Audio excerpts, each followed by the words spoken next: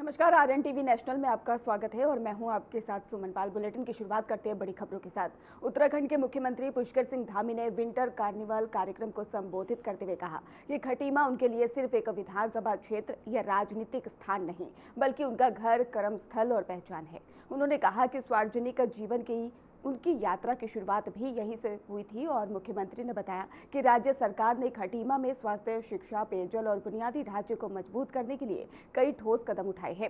साथ ही क्षेत्र में बेहतर संपर्क व्यवस्था और इसके साथ ही सुनिश्चित करने के लिए कई सड़क कनेक्टिविटी से जुड़े विकास कार्य भी तेजी से किए जा रहे हैं। ये खटीमा में जब भी मैं आता हूँ तो सच में मेरे मन में विचार आता है कि खटीमा मेरे लिए कोई एक विधानसभा की सीट नहीं है। खटीमा कोई मेरे लिए राजनीतिक स्थान नहीं है। ये मेरा घर है, मेरी कर्मभूमि है और मेरी पहचान है। मेरा बचपन यही खटीमा में बीता है, यहीं से मेरी शुरुआत हुई है। खटीमा की मिट्टी ने मुझे सेवा का संस्कार दिया है। यही वो धरती है जहां से मैंने जन सेवा की पहली सीढ़ी प्रारंभ की थी। यही वजह है कि यहाँ की हर गली, यहाँ का हर मोहल्ला, यहाँ का हर परिवार मेरे दिल के बेहद करीब है। हमारी सरकार ने खटीमा में स्वास्थ्य, शिक्षा, पेयजल सहित बुनियादी ढांचों को मजबूत करने के लिए निरंतर कई ठोस कदम उठाए हैं। खटीमा में हमने विकास को केवल योजनाओं तक सीमित नहीं रखा, बल्कि उसको धरातल पर उतारने का काम किया है।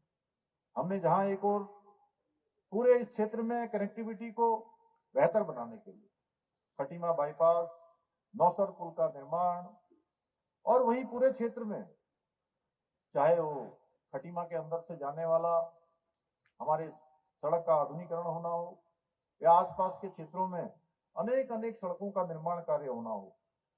यही नहीं, हमने खटीमा में केंद्रीय विद्यालय की स्थापना करने के साथ साथ हमारे चकरपुर में ही आधुनिक खेल स्टेडियम, वन चेतना मैदान में उसका निर्माण भी कराया, जहां पिछले वर्ष इसी जनवरी और फरवरी माह में राष्ट्रीय खेलों की प्रतियोगिताओं का आयोजन भी हुआ था।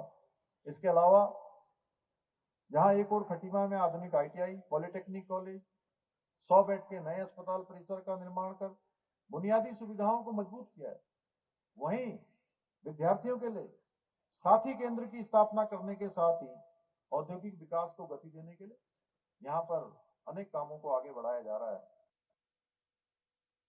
उत्तराखंड के पंचायती राज मंत्री सतपाल महाराज ने पंचायती राज विभाग की समीक्षा बैठक में अधिकारियों को निर्देश दिए कि पंचायत भूमि पर सभी अतिक्रमण और कब्जे तुरंत ही हटाए जाए। उन्होंने 73वें संविधान संशोधन के तहत ही 29 विषयों की निधि, कार्य और कार्मिक त्रिस्तरीय पंचायतों को हस्तांतरित करते हुए कार्रवाई तुरंत ही लागू करने का भी आदेश दिया।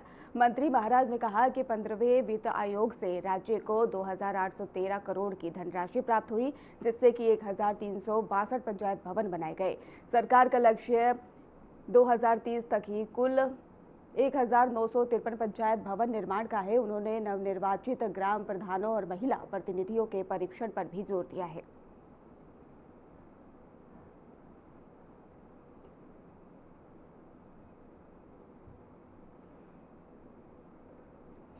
एक और अपडेट सामने आ रही है, जहां पर बिजली दरों पर जनसुनवाई जारी है और इसके साथ ही UERC ने ही जनसुनवाई का कार्यक्रम जारी कर दिया है। तो घरेलू, व्यावसायिक, औद्योगिक उपभोक्ताओं पर इसका असर देखने को मिलेगा और 18 फरवरी से देहरादून में सुनवाई, कर्णप्रयाग, मुनस्यारी और रुद्रपुर देहरादून में सुनवाई है। तो आपको बता दें कि नई बिजली दरों का अंतिम निर्णय जनसुनवाई के बाद होगा। तो बड़ी अपडेट सामने आई, जहां पर बिजली दरों को लेकर जनसुनवाई जारी है और UERC ने ही जनसुनवाई का कार्यक्रम किया है जारी। घरेलू, व्यावसायिक, औद्योगिक उपभोक्ताओं पर इसका असर देखने को मिलेगा। बता दें आपको कि 18 फरवरी से देहरादून में सुनवाई, कर्णप्रयाग, मुनस्यारी, रुद्रपुर और देहरादून में। तो नई बिजली दरों का अंतिम निर्णय जनसुनवाई के बाद ही सामने आएगा। तो बिजली दरों को लेकर जनसुनवाई जारी है, जहां पर UERC ने जनसुनवाई का कार्यक्रम किया है।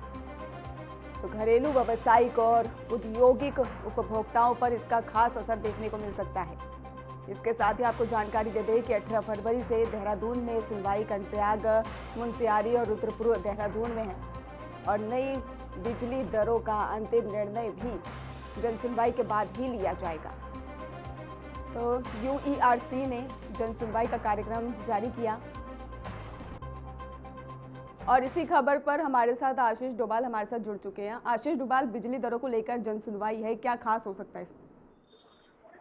बिल्कुल, उत्तराखंड विद्युत नियामक आयोग यूईआरसी ने जो जन सुनवाई कार्यक्रम है वो जारी किया है। जो बिजली दरों में अभी हाल के दिनों में जो बढ़ोतरी की गई है उसको लेकर कहीं ना कहीं जो लोगों की राय है वो देखी जाएगी और 18 फरवरी से कर्णप्रयाग, मुनस्यारी और रुद्रपुर के साथ साथ देहरादून में जन सुनवाई कार्यक्रम आयोजित किया जा रहा है। और यूपीसीएल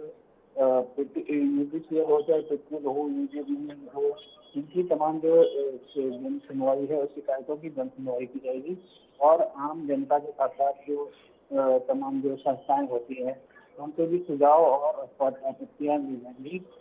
कहीं प्रदेश को इस तरह से पहले ऊर्जा प्रदेश कहा जाता था और आज के समय में ऊर्जा प्रदेश में ही बार बार जो बिजली की दरें हैं, चाहे वो घरेलू दरें हों या फिर कमर्शियल दरें हों, इनमें बेतहाशा वृद्धि हो रही है जिससे आम लोग जो है उत्तराखंड के परेशान हैं और समय समय पर जो विपक्षी दल हैं वो भी तमाम आरोप लगाते हैं कि ऊर्जा प्रदेश होने के बावजूद यहाँ पर महंगी बिजली जो है खरीदने के लिए लोग जो है मजबूर हैं। जबकि यहाँ तमाम बड़े बड़े डैम हैं, टीवी डैम से लेकर उत्तराखंड में तमाम जल विद्युत परियोजनाएं हैं। इस तरह से जो बिजली यहाँ से पहले निर्यात होती है उसके बाद खुद ही जो पीक सीजन है उस समय आयात जो है प्रदेश का जो यूपीसीएल है वो करता है। तो वो कहीं ना कहीं इन सवालों को लेकर सुनवाई होगी और जो विद्युत नियामक आयोग है वो नए नियम का इनको जारी करेगी। बिल्कुल आशीष, अगर बात करें फरवरी में से ही देहरादून में ये सुनवाई शुरू हो रही है, तो इससे जो आम जनता है उसको कितनी राहत मिलने वाली है, क्या बदलाव हो सकते हैं, इसको लेकर भी थोड़ी जानकारी विस्तार से दे दीजिए। बिल्कुल, आम जनता भी इसमें भाग लेकर अपनी आपत्तियां रखती है कि समय समय पर जो बिजली के दाम बढ़ रहे हैं, आखिर क्यों बढ़ रहे हैं, उस हिसाब से लोगों को सुविधाएं नहीं मिल पा रही है। पावर कट लगते हैं, कई बार कई घंटों तक बिजली नहीं आती है।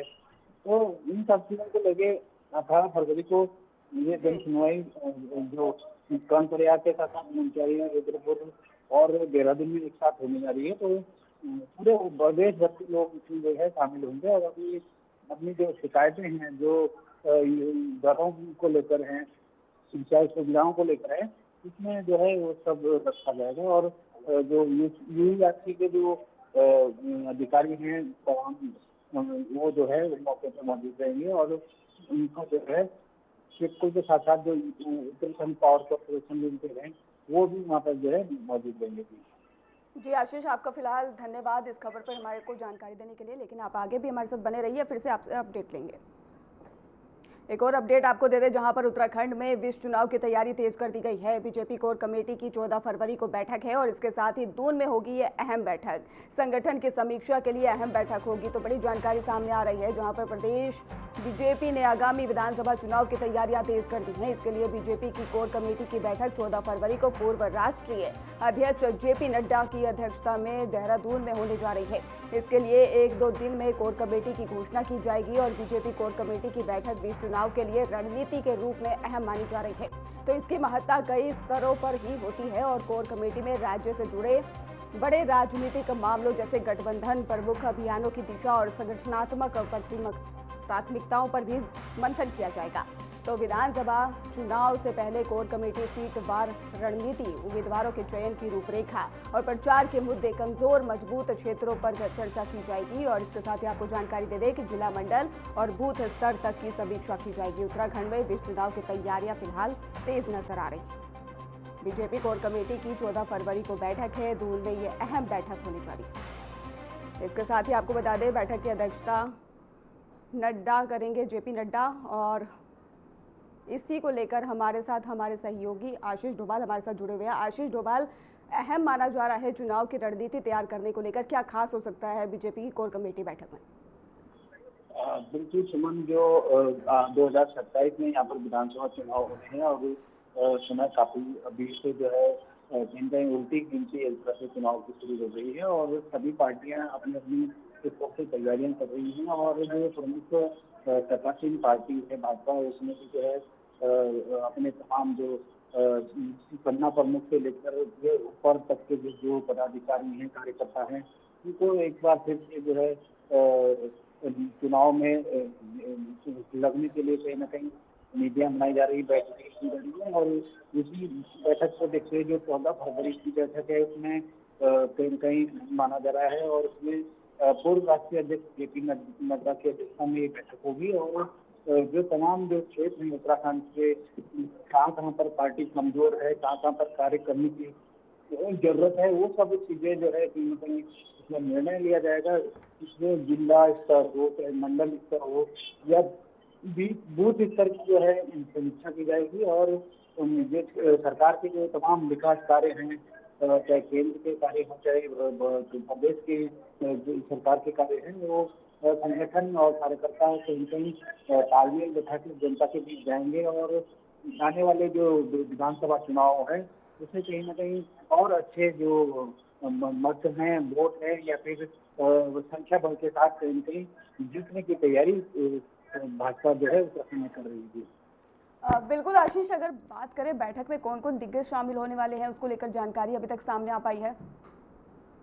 बिल्कुल, इसमें प्रदेश के तमाम जो सांसद हैं, विधायक हैं, प्रदेश अध्यक्ष महेंद्र भट्ट हों, चाहे मुख्यमंत्री हों और तमाम जो संगठन, भाजपा संगठन जो आरएसएस के तमाम नेता हैं, अधिकारी हैं, कार्यकर्ता हैं, वो सभी जो है एकजुट होंगे और जो विधायक हैं या फिर जो तमाम वरिष्ठ नेता हैं, दायित्वधारी हैं, उत्तराखंड में 57 से अधिक दायित्वधारी राज्य मंत्री बनाए गए हैं, तो वो सभी जो है इसमें अपने अपने अपने स्तर से भाग लेंगे और इसमें जो है कहीं ना कहीं जो इनपुट है वो कहीं ना कहीं लिया जाएगा सभी से कि कौन से क्षेत्र में भाजपा कितनी मजबूत है, कहाँ पर क्या कार्य करने की जरूरत है, तो इसको लेकर के एक रूपरेखा बनाई गई है और इस बैठक में जो है बड़े स्तर पर चर्चा हो सकती है।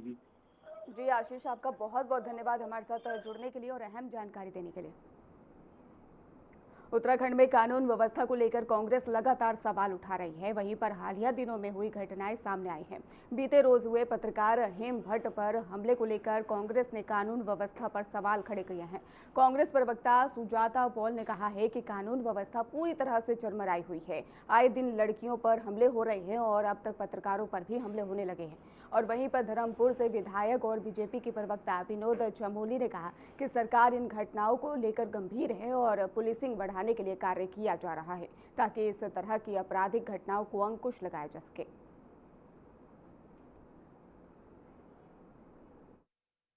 देखिए, कुछ समय से आप देख रहे होंगे घटनाएं बढ़ी है और स्वाभाविक बात है, विपक्ष है तो विषय भी उठाएगा, लेकिन सरकार खुद इस विषय को लेकर बहुत गंभीर है।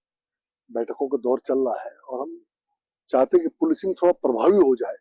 उसके लिए सरकार क्या क्या तरीके अपना सकती है, क्या क्या निर्णय लेने हैं, इस बार चर्चा चल रही है। बहुत जल्दी आप देखेंगे तो पुलिसिंग में काफी कुछ फेरबदल आपको दिखाई पड़ेगा और मैं समझता हूँ उसका इम्पैक्ट भी पड़ेगा, उसका लाभ भी मिलेगा और इस तरह की जो गतिविधियां हो रही है आपराधिक, इसमें भी कमी आएगी। कि कानून व्यवस्था पूरी तरह से ध्वस्त है, मुख्यमंत्री मस्त है और जनता आज पस्त है। क्यों?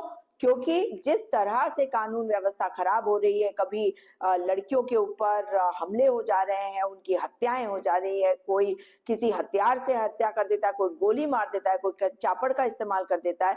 ये साफ है कि कानून का डर पूरी तरह से जनता में खत्म हो चुका है और बदमाश खुलेआम घूम रहे हैं। और कौन से हैं वो गुंडे जिन्होंने एक पत्रकार पर हमला किया? हेम भट्ट जी एक वरिष्ठ पत्रकार है, निर्भीक पत्रकार है, मगर उनके ऊपर ये हमला बता रहा है कि उनकी पत्रकारिता से कहीं ना कहीं श्री 1001 करोड़ के विज्ञापन वालों को भी तकलीफ हो रही है। उनकी पत्रकारिता से किसको तकलीफ हुई? जो पहले उनके चैनल को बंद किया गया फेसबुक पे और ठीक उसके 24 घंटे के अंदर अंदर उनके ऊपर ये जघन्य अपराध होता है, उनके ऊपर हमला होता है। भगवान का शुक्र है कि वो बच गए, लेकिन सवाल ये उठता है कि कौन थे वो अपराधी, वो अब तक क्यों नहीं पकड़ में आए। और ये बता रहा है कि जब आप पीपीएस प्रमोटर्स को जो मेन जनपदों पे बैठा देते सिर्फ इसलिए क्योंकि वो आपके खासम खास है, तो कानून व्यवस्था का ध्वस्त होना लाजमी है। हमने यही देखा उधम सिंह नगर में, जहां एक किसान ने आत्महत्या करी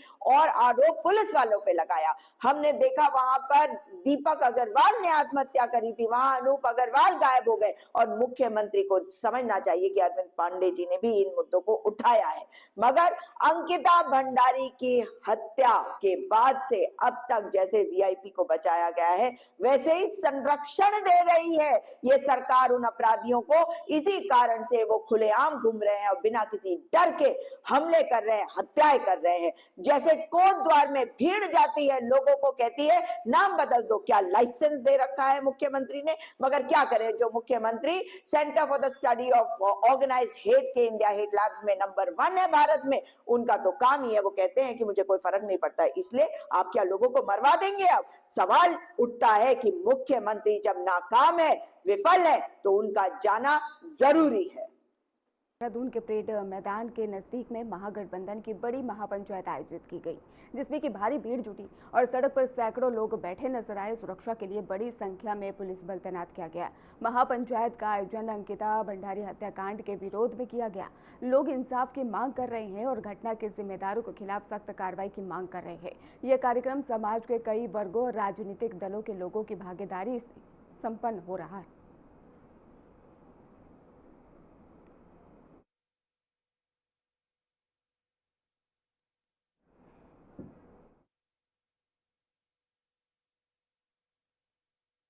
एक और देहरादून से अपडेट सामने आ रही है, जहां पर बजट खत्म और 2200 पीआरडी जवान हटाए गए हैं। बड़ी जानकारी, जहां पर 2900 पीआरडी जवान को हटाया गया। थानों और यातायात से ये जवान ड्यूटी से हटाए गए हैं। सेवाएं इस माह से की जाएंगी समाप्त और इसके साथ ही 2024 चार धाम यात्रा से ये जवान तैनात थे। 32 करोड़ का बजट अब समाप्त। तो बड़ी जानकारी, जहां पर पीआरडी जवान हटाए गए हैं। बजट खत्म और 2900 पीआरडी जवान हटाए गए। पीआरडी जवान थानों यातायात पर यहां पर ड्यूटी पर तैनात थे और सेवाएं इस माह पर समाप्त। 2024 चार धाम यात्रा की थी तैनाती।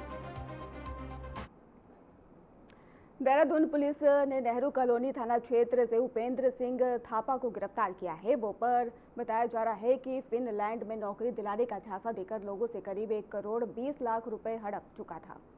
आरोपी ने फर्जी वीजा और इसके साथ ही कॉन्ट्रैक्ट लेटर और दस्तावेज बनाकर ठगी की थी और पुलिस ने ट्रांसपोर्ट नगर क्षेत्र से उसे दबोचा है और मामले में कई धाराओं में मुकदमा दर्ज कर आगे की जांच की जा रही है।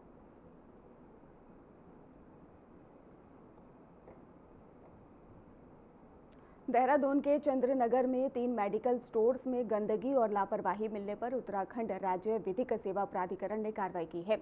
मेडिकोन फार्मा और वेलकम डिस्ट्रीब्यूटर पर दवाइयों के वितरण पर अग्रिम आदेश तक ही रोक लगा दी गई है और इसके साथ ही आपको जानकारी दे दें कि निरीक्षण में दवाइयों फर्श पर रखी प्राप्त हुई थी और जिसके बाद एक्सपायरी दवाइयों का उचित निपटान नहीं किया गया था। स्टोर्स में साफ सफाई का अभाव था और टीम ने ही स्टोर मालिकों को कड़े निर्देश दिए और आवश्यक दवाइयों के नमूने जब्त किए हैं। प्राधिकरण ने कहा कि भविष्य में सुधार न होने पर लाइसेंस रद्द और सीलिंग की कार्रवाई की जाएगी।